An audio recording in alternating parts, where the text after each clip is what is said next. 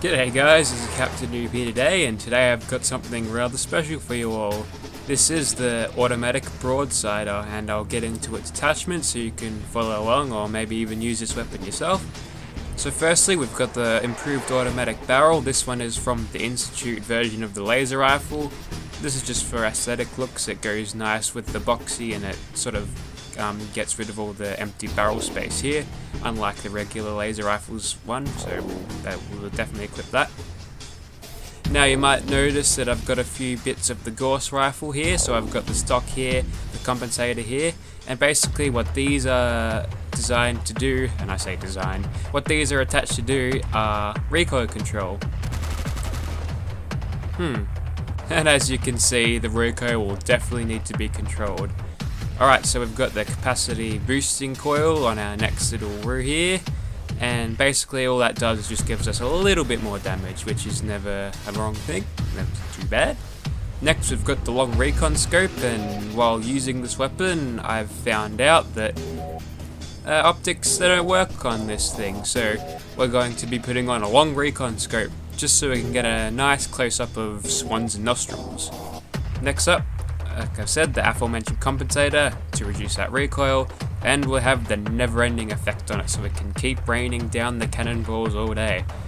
Who's excited to get into this one? I know I am. Let's get into it. Alrighty, let's stop my talking and start shooting some gunners. So we'll give these dudes a big old surprise and we'll go full order, and it looks like all the... I might need to rethink my tactics. Yeah, as it turns out, I failed to remember that this weapon actually gives off a little bit of splash damage, so don't be firing it at your feet or anything. I know you're around there, gunner. You can't escape this fate. There we go. So this time we're going to jump over the sandbags. Ha! I win this time, AI. Now we're going on to this private here. We don't even have to look at him to kill him. We don't respect him enough anyway. So as you can see here, every time the cannonball does its little explodey thing, it does a camera effect which blurs our vision, which makes me feel kind of bad for the person wielding this weapon, because they'll probably go blind after a few thousand shots. Another interesting feature of this weapon is it actually sort of deconstructs in your hands when firing it automatic in third person, so just watch this. Whoops, no scopes there. Yeah, so that sort of happens, and I'm not sure how it happens, but the weapon still works, so I'm not gonna be complaining about it, but for the sake of its little action or feature here, I'll continue to use this weapon like this for the rest of the Gunners Plaza shootout here. Now we've got to make sure we don't hit those goddamn friggin' those paint things. They jump up and hit you if you've got explosive weapons. Thanks, physics system. Alrighty, let's try and not get killed while shooting this particular gunner. Maybe if I get a shot in there. There we go. So, usually in mobbing overpowered weapons like this, you don't get to show their full potential. That's why I like to use all the boss creatures and monsters to absolutely let a rip on them. And this is definitely what we'll do with this whole thing here. Now, are you standing too close to me? Because I really don't feel like blowing myself up again. There we go. He's reduced into a pile of bits. And... oh, okay. We actually have the range to hit them, which means we won't have to worry about anything going wrong here, unless this turret shoots me. It certainly won't. Alrighty, let's go on to some monsters now, shall we?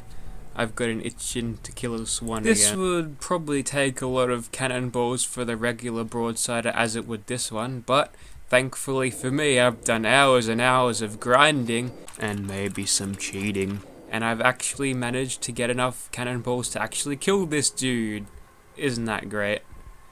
Alright, so we're gonna go in third person again because I like seeing the weapon warp before my eyes, and we're going to fill him with pirate flavoured lead. No, stay away, foul beast. It kind of sucks when you're completely blinded by this weapon to see that this big giant super mutant is chasing you down. Don't you throw that rock. Don't you dare. There we go. We don't even get to see his dramatic fall. Well, we get to see a bit of it. You might want to wear some eye protection, I think. Anyway, there goes Swan. I don't think the automatic Broadsider would be his favourite weapon in the world, but what do you do about that? We'll move on to something else. Alrighty, so you joined me once more, and this time we've got safety goggles. Yay! And everything else should be fine because we've got sunlight and we miraculously heal in it. So we've got this big old ghoul lined up and we'll make very short work of him with this particular Broadsider. So let's lay into him. Wait, where you going? It looks like he's picked a fight with the local insect population. You know what? Let's try this thingy in VATS. We only get 2 shots, which means it's gonna still deconstruct itself in VATS.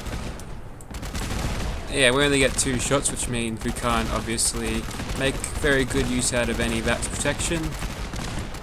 But if he's that close to us, I don't think we'd have any choice because we'd kill ourselves before he'd ever get his claws on us. But there goes a ghoul. Again, a very easy kill, but let's get something a little more piratey, shall we? Alrighty, since there's no giant whales called Moby Dick for us to kill, I guess we'll just have to settle for this particular sea creature. I don't think I want to do a pirate accent, I'll spare you from that, but what I won't spare you from is killing this giant Mirelurk queen. Prepare to die, you abominable crab. So you can see there the compensator and the recoil compensating stock is doing good work, but now the sound is glitching because the creation kit doesn't necessarily handle all these cannonballs going around at once. But as you can see there, we can still get the kill on her quite easily, and this will feed the town of Good Neighbor for a few weeks yet. Let's hope they like seafood. We'll do one more monster. Alrighty, we'll test it on the pack of ravenous bears over here, and then we'll call it a day. So, using this long-range recon scope, we can scope out all of our targets and spot them. If that big bear would get out of the way for just a second, now we can mark them. Mark a few of them. You know what? We probably don't even need to do that. We'll just run right in here and start shooting. Ooh, that one's performing a very strange trick. Well, we can get nice and close since it's close to night. You can see they're all sniffing up. They almost can detect me, but it's definitely going to be too late for these guys. Ooh, he's got a hidden. He is not going to last long enough to hit me a second time. That bear flies away, and so does that. Oh, I was wrong. Looks like he's going to get a little bit of a stagger on us, and swing and a miss from this old bear, and should be able to finish him up now that he's completely ran over that way, and we've got enough distance on him to make sure we avoid splash damage. Blew up a car over here, so that was nice. And that is one dead bear indeed. There you go. There you have it. So that was the automatic Broadsider, and it's a pretty damn good weapon. Just got to remember to put as many recoil controlling things on it as possible, and you'll have a good time with it. Also, that never-ending effect helps too. Reminder, if you want this mod for yourself, you can get it in the description. There will be a link to each platform, so you can go ahead and download that whichever you're on, so no need to worry about if you're on PS4 or not. Thank you for watching, and I'll see you next time.